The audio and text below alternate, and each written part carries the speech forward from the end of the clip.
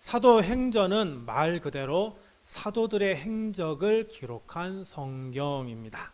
사도 즉 예수님의 제자들이 전 세계로 나가 복음을 증거했습니다. 이 사도들의 복음 증거로 오늘 우리가 이렇게 예수 그리스도를 믿는 믿음의 삶을 살 수 있게 되었습니다. 사도행전을 또한 성령행전이라고도 합니다.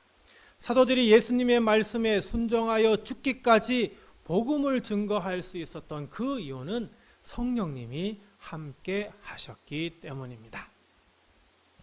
사도행전 2장에 드디어 성령님이 오십니다. 성령님은 예수님께서 말씀하신 대로 믿는 성도에게 찾아오셨습니다. 예수님의 약속이 성취된 것이죠. 예수님께서 하늘로 올라가신 후 10일 만에 성령님이 오셨습니다. 예수님께서 부활하신 지 50일이 되었을 때에 성령님이 오신 겁니다. 이 놀라운 일은 오순절에 일어났습니다. 2장 1절입니다. 오순절 날이 이미 이름에. 오순절 50일이 되었다는 말입니다. 그러면 무슨 날이 50일이 되었다는 말일까요? 이스라엘의 절기 중 하나인 유월절이 지난 날, 그날이 바로 50일이 지난 날이 바로 오순절입니다. 갑자기 유월절이 나옵니다. 여러분 유월절 얘기 많이 들으셨죠? 그죠? 출애굽기에 나오는 이스라엘 백성들이 애굽에서 탈출하여 자유를 얻은 날, 이 날을 기념하는 날이 바로 유월절입니다. 이 유월절을 기념하기 위해서 유월절 전날에 어떻게 합니까? 어린 양을 잡죠. 그죠? 예수님께서 붙잡히신 날이 바로 유월절 전날입니다. 그리고 이날 예수님께서는 유월절에 어린 양이 되셔서 십자가에 달려 돌아가시게 됩니다. 바로 이 십자가 죽으심으로 우리의 죄, 우리가 모든 사망에서 건짐을 받게 되는 것입니다. 유월절 다음 날은 초실절이라고 합니다. 새해 첫 수확을 하나님께 드리는 절기이죠. 이스라엘의 첫 수확물은 보리였습니다. 우리나라도 첫 수확물이 보리였죠. 초실절에 하나님께서 허락하신 새해 첫 이삭인 보리 중에서 가장 먼저 수확한 것을 하나님께 드렸습니다. 예수님께서 바로 이 초실절에 부활하셨습니다. 예수님께서 유월절 다음 날에 부활하셨으니까 유월절 다음 날이 바로 초실절이니까요. 바로 예수님은 초실절에 부활하신 것입니다. 자, 초실절이 무슨 날이라고요? 그 해의 첫 열매를 하나님께 드리는 날이라고 했죠. 그러니까 예수님께서 초실절에 부활하셨다라고 하는 것은 예수님께서 바로 부활의 첫 열매가 되셨다는 것을 의미하는 것입니다. 초실절 후 49일이 지난 날을 칠칠절이라고 합니다. 77에 49. 그래서 77절 이렇게 얘기를 하고 있는 거죠. 77절은 늦봄의 끝의 시기에 밀을 추수하는 그때에 지키는 절기를 이야기를 합니다. 그러니까 밀을 수확하고 밀 수확한 것의 첫 이삭을 하나님께 드리는 날이 바로 칠칠절이는 것이죠. 근데 우리는 이거를 맥추절이라고 그렇게 얘기를 하고 있습니다. 보리를 얘기를 하는데 사실은 우리나라에 밀이 있었을까요? 없었을까요? 밀이 없었단 말이죠. 그러니까 밀하고 가장 비슷한 게 보리니까 그래서 맥추절 이렇게 얘기를 했지만 실제로는 밀을 추수해서 지키는 절기가 바로 맞는 말이기도 합니다. 자, 유월절이 50일이 지난 날, 그날이 뭐라고요? 오순절이라고 얘기했죠. 그죠? 근데 유월절 하루 지난 날 초실절인데 그 초실절에서 49일이 지난 날이 뭐라고요? 칠칠절이죠. 그러면 오순절하고 칠칠절은 같은 날일까요? 다른 날일까요? 같은 날입니다. 이해가셨죠? 오순절에서 50일이 뭐예요? 아니, 6월절에서 50일이 오순절. 6월절에서 하루 지난 초실절에서 49일 지난 날이 칠칠절. 그러니까 오순절과 칠칠절은 같은 날입니다. 그러니까 이 날도 이스라엘의 아주 중요한 절기였는데 바로 이날 누가 오셨다고요? 성령님이 오셨다라고 하는 겁니다. 그러니까 성령님이 오신 날은 오순절이면서 동시에 칠칠절. 그러니까 이스라엘 사람들이 절기를 지키는 날이 되는 것입니다. 자, 이걸 이해하시고 성경을 보시면 훨씬 더 쉽게 이해할 수 있습니다. 자, 그러면 오순절 요일은 무슨 요일일까요? 자, 유월절 다음 날이 예수님께서 부활하신 날이죠. 그죠? 여러분, 유월절은 안식일입니다. 안식일은 무슨 요일이에요? 토요일이죠. 그죠? 그러니까 유월절 다음에 예수님께서 부활하셨으니 이날은 주일인데요. 자, 그리고 성령님이 임하신 바로 이날 또 어떻게 해요? 7이 며칠 지났어요? 7번 지났잖아요. 그럼 7이 7번 지났으니까 역시 마찬가지로 뭐예요? 주일인 겁니다. 자, 성령님이 임하신 날이 언제라고요? 주일입니다. 예수님께서 부활하신 날도 주일입니다. 그래서 우리가 부활절, 성령 강림절을 언제 지키는 거예요? 이렇게 주일에 지키고 있는 것입니다. 바로 이 거룩한 날에 성령님이 임하신 겁니다. 자, 성령님이 임한 이날 두 부류의 사람들이 있었습니다. 한 부류는 성령님이 임한 사람이었고 또 한 부류는 성령님이 임하지 않은 사람들입니다. 오늘 본문에 나오는 이 두 부류의 사람들을 보니까 서로 큰 차이점이 있다는 것을 우리가 알 수가 있습니다. 여러분, 성령님이 임한 사람과 성령님이 임하지 않은 사람의 차이를 우리가 몰라도 될까요? 우리가 성도라면 이 차이를 분명히 알아야 합니다. 그래서 오늘 이 시간에는 성령님이 임한 사람과 성령님이 임하지 않은 사람의 서로 다른 것을 보고 오늘 우리가 어떤 사람이 되어야 하는가를 함께 생각해 보고자 합니다. 오늘 이 시간 하나님이 주시는 지혜가 있고 또한 풍성한 은혜가 있길 간절히 바랍니다. 자, 첫 번째로 성령님이 임한 사람들입니다. 자, 성령님이 임한 사람들은 어떤 사람인가? 1절 보겠습니다. 오순절 날이 이미 이르매 그들이 다 같이 한 곳에 모였더니, 자, 그들이 다 같이 한 곳에 모였다고 합니다. 그들이 모인 곳 2절 끝에 보니까 어디예요? 어떤 집에 모였다라고 얘기하죠. 한 곳에 모인 이 집 1장 13절에 보니까 그 집에 다락방을 얘기하는 걸 보면은 다락방일 것 같고요. 그리고 이 다락방을 우리는 마가 다락방이라고 이렇게 이야기를 합니다. 어쨌든 그들이 다 같이 한 곳에 모였는데 이들이 한 곳에 모인 이유는 뭐 때문일까요? 기도하기 위해서 모였습니다. 그러면 왜 기도하고 있는 걸까요? 예수님께서 명하신 대로 성령님이 오시기를 기도하고 있었던 것입니다. 자, 여기서 우리가 한 가지 사실을 분명히 기억해야 합니다. 성령님은 아무에게나 찾아오는 것이 아닙니다. 성령님은 기도하는 사람에게 찾아오십니다. 성령님은 성령님이 임하기를 간절히 기도하는 사람에게 임하십니다. 성령님은 성령님이 간절히 찾아오기를 간절히 기도하는 그 모임 가운데 우리 성령님은 임하신다라고 하는 사실입니다. 자, 그러면 성령님은 어떻게 임하실까? 2절 말씀 볼까요? 호련히 하늘로부터 급하고 강한 바람 같은 소리가 있어 그들이 앉은 온 집에 가득하며, 먼저 어떻게 해요? 소리가 들린다고 얘기를 합니다. 이 소리가 어떻게 해요? 하늘로부터 급하고 강한 바람 같은 그런 소리라라고 얘기를 합니다. 그리고 그 소리가 어떻게 해요? 온 집에 가득했다라고 얘기합니다. 하늘로부터 급하고 강한 바람 같은 소리가 저는 어떤 소리인지는 정확히 알 수가 없습니다. 그런데 중요한 이 사실은 이 소리가 작은 소리인지 큰 소리인지는 모르겠지만은 이 소리 때문에 주변의 소리는 전혀 들리지 않았을 것은 틀림이 없습니다. 아마 다락방이 있더라도 밖에서 나는 여러 가지 소리들이 있었을 텐데 그 소리도 들리지 않았을 것이고, 바로 옆에서 기도하는 옆에 동료의 기도 소리도 들리지 않았을 겁니다. 오직 어떻게 해요? 호련히 들리는 이 바람 같은 소리만 이 귀에 들렸을 것입니다. 또 3절입니다. 마치 불의 혀처럼 갈라지는 것들이 그들에게 보여 각 사람 위에 하나씩 임하여 있더라. 자, 두 번째는 뭐예요? 눈으로 보는 광경입니다. 눈으로 보는 광경에 뭐가 보인다고요? 불의 혀처럼 갈라지는 것들이 보였다라고 하는 겁니다. 불의 혀처럼 갈라진다는 것은 불이 타는 모습을 그대로 묘사하고 있는데, 불이 타는 걸 보면 마치 살아 움직이는 것처럼 움직이는데, 이걸 그 당시 사람들은 뭐라고 얘기했다고요? 불의 혀라 이렇게 표현을 한 겁니다.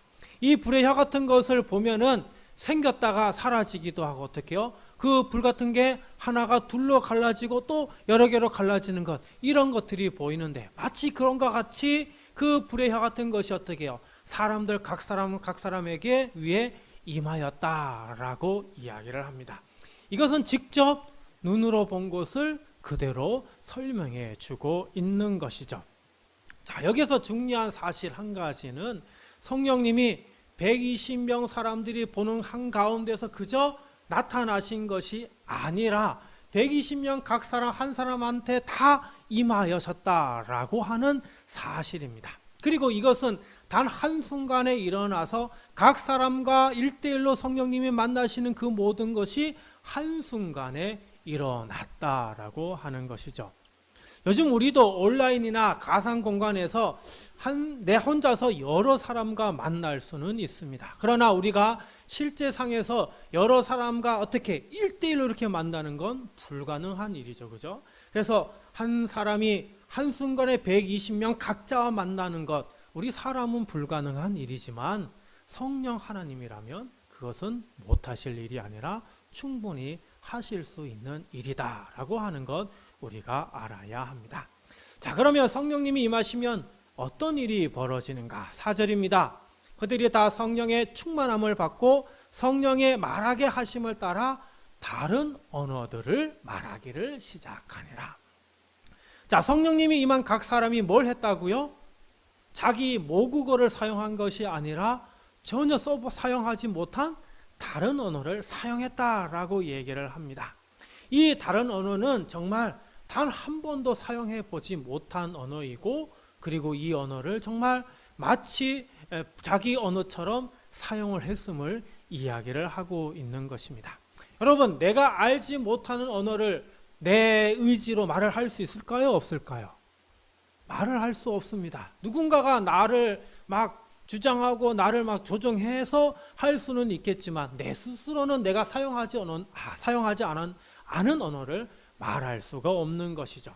그러니까 이 말은 성령님이 우리 입에서 우리 말을 내가 하고 싶은 말을 하는 것이 아니라 성령님이 나의 입을 주장해서서 성령님이 하시고자 하는 말을 하게 했음을 이야기를 합니다. 그래서 여기에는 우리의 의지, 사람의 의지는 전혀 있지 않음을 이야기를 하는 것이죠. 자, 그렇다면 여기에서 가장 중요한 질문, 성령님은 사람들의 입으로 과연 어떤 말을 하셨는가입니다. 11절 말씀 우리 같이 봅니다. 그레데인과 아라비아인들이라 우리가 다 우리의 각 언어로 하나님의 큰 일을 말함을 듣는도다. 가장 중요한 얘기를 하고 있죠. 뭘 들었다고 얘기합니까? 각 사람의 언어로 하나님의 큰 일을 들었다라고 얘기를 하고 있습니다. 하나님의 큰 일? 여러분, 하나님의 큰 일이 뭘까요?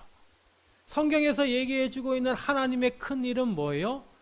메시아, 복음, 바로 예수 그리스도를 이야기를 하는 것입니다. 즉 성령님은 하나님의 큰 일, 예수 그리스도에 관하여 말씀을 전하고 있음을 이야기를 하고 있습니다. 예수님께서 어떻게 하나님의 아들이 되시고 그 예수님이 어떻게 인간의 몸으로 이 땅에 오셨고 예수님이 어떻게 우리의 죄를 용서해 주셨고 6월절 어린 양이 되셔서 왜 십자가에 달려 돌아가셨는지, 그리고 사흘 만에 부활하셔서 우리에게 어떤 분이 되시는지, 그 모든 것들을 바로 다른 언어로 하나님의 큰 일을 증거했다라고 하는 것입니다. 다시 말해서 성령님이 하신 가장 첫 번째 일은 뭐예요? 예수 그리스도를 증거하는 일을 한 것입니다. 이처럼 성령님은 복음을 증거하게 하십니다. 성령님은 우리 가운데 참 여러 다양한 일들을 하시지만 가장 으뜸으로 하는 것이 바로 뭐라고요? 복음을 증거하는 것, 예수 그리스도를 전하는 것, 이것이 가장 으뜸인 것입니다. 성령님은 우리의 입을 통해 예수 그리스도를 증거하게 하십니다. 성령님은 우리들의 입으로 예수 그리스도가 하나님의 아들이심을 증거하게 하십니다. 성령님은 우리를 통해 예수 그리스도가 우리의 죄를 용서해 주셨음을 선포하게 하십니다. 성령님은 우리를 사용하셔서 하나님이 얼마나 우리를 사랑하시는지를 그것을 알도록 전하게 하여 주십니다. 그러므로 사랑하는 성도 여러분, 성령님이 임한 사람이 전하는 예수 그리스도 복음을 들으시고 우리도 성령님이 임하시는 그런 믿음의 삶을 살아갈 수 있어야 하겠습니다. 두 번째로 성령님이 임하지 않은 사람들입니다. 성령님이 임하지 않은 사람들에는 어떤 사람이 있는가? 5절에 보니까요. 5절 같이 봅니다. 그때 경건한 유대인들이 천하 각국으로부터 와서 예루살렘에 머물러 있더니, 먼저 경건한 사람들입니다. 경건한 사람들이 어디에서 왔대요? 천하 각국으로부터 왔다고 얘기를 합니다. 이 사람들은 모두 다 유대인들인데 왜 천하 각국에서 왔을까요? 이스라엘은 지금 나라가 없는 상황입니다. 이스라엘은 지금 로마의 지배하에 있습니다. 오랜 세월 동안 나라를 세우지 못하다 보니 이 이스라엘 사람들이 어떻게 해요? 전 천하 각국으로 뿔뿔이 흩어져 있었던 것이죠. 그러다가 그들이 이제 노년이 되어서 그들의 마지막 인생을 살기 위해서 그들이 어디로 돌아온 거예요? 고국이며 그들의 수도인 예루살렘에 가서 이제 그들의 마지막 인생을 살기 위해 돌아온 것입니다. 이 사람들을 가리켜 성경은 뭐라고 얘기한다고요?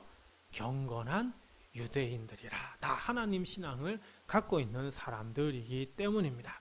그래서 이들은 타국에서 생활했기 때문에 고국어인 히브리어보다 바로 그 지역에 살았던 다른 이방의 언어에 익숙한 사람이라고 이야기를 할 수 있습니다. 게다가 예루살렘에는 수많은 이방인이 살고 있었습니다. 아까 얘기했지만 이스라엘은 나라가 없다고 얘기를 했죠. 그러다 보니 이 지역에는 뭐예요? 다른 이방인들이 와서 거주하고 있는 사람들이 적지 않았던 것이죠. 바로 이 이방인들이 한두 나라가 아니라 여러 나라의 사람들이 있었는데 그 사람들을 9절에서 11절에 얘기해 주죠.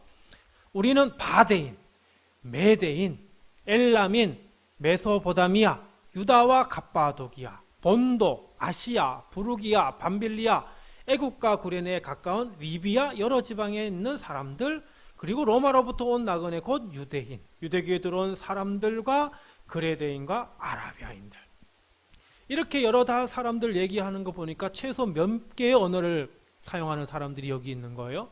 최소 14개의 언어를 가지고 있는 사람들이 지금 예루살렘 여기에 지금 살고 있다라고 하는 것이죠. 오늘 우리 문화가 워낙 발달하다 보니까 우리나라의 외국인들 진짜 많이 와서 지금 살고 있는데 그 언어들 보면 아마 14개보다도 훨씬 더 많은 언어를 가지고 있을 겁니다. 우리 둔포 지역에서 저도 외국인들 이렇게 얘기하는 거 들어봤는데 최소한 7개 언어는 제가 들은 것 같아요. 그러니까 이 예루살렘도 마찬가지로 이런 다양한 언어를 가지고 있는 사람들이 예루살렘에 있었는데 갑자기 어느 한 다락방에서 막 소리가 나는데 그 소리들이 모두 어떻게 해요? 최소 14개 이상의 언어를 가지고 말하는 그런 소리가 들렸다라고 하는 것입니다. 6절입니다. 이 소리가 나매 큰 무리가 모여 각각 자기의 방언으로 제자들이 말하는 것을 듣고 소동하여. 8절입니다. 우리 각 사람이 난곡 방언으로 듣게 되는 것이 어찌 됨이냐. 자기의 방언으로 말하는 것을 듣고 소동했다라고 얘기합니다. 자기의 방언은 뭘 얘기할까요? 히브리어가 아닌 다른 언어, 외국어를 이야기를 합니다. 또 자기의 방언이라고 해 있습니다. 한두 사람이 아니라 수십, 수백, 수천 명의 사람들인데 자기의 방언이라고 했으니 역시 하나의 언어가 아닌 헤아릴 수는 있겠죠. 여러 다양한 그런 언어로 말을 했다는 것을 얘기를 하죠. 여러분, 혹시 외국어를 들으면 이해하실 수 있습니까? 여러 외국어가 들리면 여러분 그 소리를 들을 수 있으십니까? 여러 외국어가 들리더라도 딱 들리는 소리는 뭐예요? 내가 알아들을 수 있는 그 언어만 들리는 겁니다. 마찬가지로 이 사람들은 여러 언어들이 들리는데 그 속에서 어떻게 해요? 자기가 알아들을 수 있는 언어를 들은 거예요. 그래서 각자 자기의 방언대로 들었다라고 이야기를 하고 있는 것이죠. 자, 그러면 이들은 어떤 반응을 보일까? 성령이 임하여 다른 언어로 예수 그리스도를 증거하는 하나님의 큰 일을 말하는 사람들의 그 이야기를 듣는 사람들은 어떤 반응을 보였느냐? 7절입니다. 다 놀라 신기하게 여겨 이르되 보라, 이 말하는 사람들이 다 갈릴리 사람이 아니냐. 자, 어떤 이들은 어떻게 해요?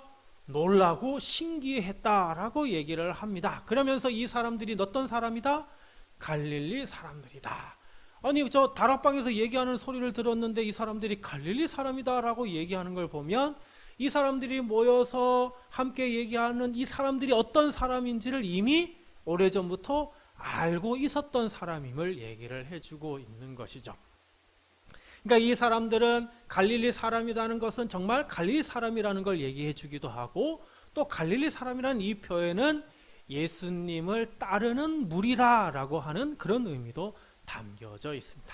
그런데 그 당시에 갈릴리 사람들은 사실 좀 소외되고, 그리고 좀 뭐랄까 변방의 사람이라고 무시받고 천대받는 사람이라고 이야기를 할 수 있습니다. 왜냐하면 그 이스라엘 지역에서 예루살렘은 그나마 중심 도시이지만 갈릴리는 저 북방의 외진 곳이고 변방이고, 거기에선 선한 것이 날 수 없다라고 할 정도로 그렇게 사람들이 무시하는 지역이었기 때문입니다. 그래서 갈릴리 사람이라는 여기의 말에는 그 사람들에 대한 관심이 없고 무시하는 그런 의미가 담겨져 있는 것이죠. 다시 말하면 이 사람들에게서 정말 놀라고 신기한 일이 일어났지만, 그러나 갈릴리 사람이기 때문에 우리는 관심도 갖지 않고 그냥 외면한다는 그런 의미가 담겨져 있는 겁니다. 또 12절입니다. 다 놀라며 당황하여 서로 이르되 이 어찌 된 일이냐 하며. 어떤 이들은 놀라며 당황해 했다라고 합니다. 이 당황해 했다는 헬라 원어에 보면은 어찌할 바를 몰랐다, 어리둥절했다, 이런 의미도 있지만 의심하기도 했다, 의심했다는 그런 의미도 담겨져 있습니다. 그래서 이 어찌된 일이냐며 의심하면서 이 사람들이 하는 것이 정말 진실된 건지 아니면 거짓된 것인지 진짜인지 가짜인지를 분별하려고 하는 그런 사람들도 있었다라고 하는 그런 의미로 볼 수 있는 거죠. 또 13절입니다. 또 어떤 이들은 조롱하여 이르되 그들이 세술에 처였다 하더라. 어떤 이들은 뭐 했다고요? 조롱했다는 겁니다. 그리고 비아냥거리고 마치 술에 취했다라고 하면서 헛소문을 만들기도 하는 것을 보여주고 있습니다. 자, 성령님이 임하지 않은 사람들의 반응은 바로 이와 같다라고 하는 것입니다. 아무리 놀라고 신기한 일이 일어났다 하더라도 그 사람들이 누구인지 알아서 무시하는 그런 경향을 보여주기도 하고, 이 사람들이 하는 것이 정말 진실인지 거짓인지 의문을 여기고 그것을 바로 보려고 하는 그런 사람도 있기도 하고, 이 사람들을 아예 무시하고 비방하고 헛소문을 만드는 이런 사람들도 있음을 이야기를 하고 있습니다. 자, 이 성령님이 임하지 않은 사람들을 보니까 이 사람들이 어떻게 하고 있습니까? 모두 각자의 생각, 각자의 판단대로 자기에게 옳은 대로 행하고 있는 것을 볼 수가 있는 것이죠. 그리고 이 생각과 판단이 우리는 얼마나 어리석은 것인지를 분명히 알아야 합니다. 여러분, 이제 우리는 두 부류의 사람들을 비교해 보았습니다. 성령님이 임한 사람과 성령님이 임하지 않은 사람들을, 우리 그 차이를 이제는 조금이나마 알 수 있었습니다. 자, 그러면 오늘 우리는 어떤 사람이 되어야 할까요? 교회 안에는 참 다양한 사람들이 있습니다. 우리 교회뿐만 아니라 여러 교회를 보면은 정말 각자의 인생 살아온 환경과 그 모든 것이 다르기 때문에 정말 다양한 모습으로 신앙생활을 합니다. 오늘 말씀으로 사람들을 이렇게 구분하면 성령님이 임한 사람, 성령님이 임하지 않은 사람으로 오늘 우리가 구분을 해볼 수 있을 것입니다. 여러분, 성령님이 임한 사람이면 뭘 할까요? 하나님의 큰 일을 말합니다. 성령님이 임한 사람은 예수 그리스도 복음을 증거합니다. 하지만 성령님이 임하지 않은 사람은 성령님이 우리에게 주시는 그 말씀을 하는 것이 아니라 내 생각, 내 판단으로 내가 하고 싶은 대로 행동을 하게 됩니다. 그래서 성령님이 임하지 않은 성도는 성령님이 임한 그 사람들을 보고 놀라고 당황하기도 하고 의심하기도 합니다. 물론 교회 안에서 조롱하거나 비방하는 것은 하지는 않겠죠. 자, 그러면 오늘 우리는 어떤 사람이 되어야 될까요? 우리가 믿음 생활하면서 우리는 어떤 사람이 되어야 할까요? 성령님이 임한 사람이 되어야 할까요? 아니면 성령님이 임한 사람을 보고 놀라고 신기하고 당황해하고 의심하며 삶을 살아야 할까요? 아니면 세상에 있는 어떤 무리처럼 무시하고 비판하고 조롱해야 할까요? 오늘 우리는 모두 성령님이 임한 사람이 되어야 합니다. 하나님을 믿고 섬기고 하나님이 우리를 사랑한다는 그 사실을 안다면 우리는 성령님이 임한 삶을 살아야 합니다. 하나님께서 그의 사랑하는 아들 예수님을 이 땅에 보내셨음을 우리가 믿는다면 우리는 성령님이 임한 그런 인생을 살아야 합니다. 예수님께서 이 땅에 오셔서 우리의 죄를 대신해서 십자가에 돌아가셨다는 그 사실을 우리가 분명히 믿고 확신한다면 우리는 성령님이 임한 삶을 살아야 합니다. 예수님께서 돌아가신 지 사흘 만에 무덤에서 다시 살아나셔서 우리에게 부활의 첫 열매가 되셨음을 믿는다면 우리는 성령님이 임한 삶을 살아야 합니다. 부활하신 예수님께서 명하신 성령을 받으라, 그 말씀을 우리가 분명히 알고 기억한다면 우리는 성령님을 받아 살아가야 하는 것입니다. 그래서 예수님이 말씀하신 대로 땅끝까지 이르러 예수님의 증인이 되어야 하는 것입니다. 우리는 신앙생활 1년, 2년 하면서 계속해서 믿음 생활하면서 그저 교회에 왔다 그냥 돌아가는 그런 신앙이 되어서는 아니 됩니다. 성령님이 임하지 않는 신앙의 삶이 되어서는 아니 됩니다. 성령님이 임한 믿음의 성도가 되어야 하고 예수 그리스도 복음을 전하는 그런 하나님의 자녀가 되어야 합니다. 사랑하는 성도 여러분, 복음의 증인이 되십시오. 그러기 위해 성령님이 임한 성도가 되시기 바랍니다. 그러기 위해 하나님의 전에서 친히 성령님을 만나시기 바랍니다. 아직 성령님을 만나지 못했다면 하나님의 전에서 성령님이 임하시기를 간절히 기도하시기 바랍니다. 그래서 성령님이 우리 마음을 뜨겁게 하고 성령님이 우리에게 열정을 주시고 비전을 주시고 성령님이 우리에게 감당하지 못할 어떤 새 힘을 주시는 그 능력을 친히 경험하시기를 바랍니다. 그래서 성령님이 인도하시는 대로 우리 입술을 주장하여 주시는 대로 예수 그리스도를 증거하는 삶을 사시기를 바랍니다. 우리 주님은 우리 모두가 성령을 받아 성령이 임한 그런 믿음의 성도가 되기를 원하십니다. 이제부터 성령님이 임하신 성도의 삶을 살아갈 수 있는 저와 우리 모두가 되길 간절히 바랍니다.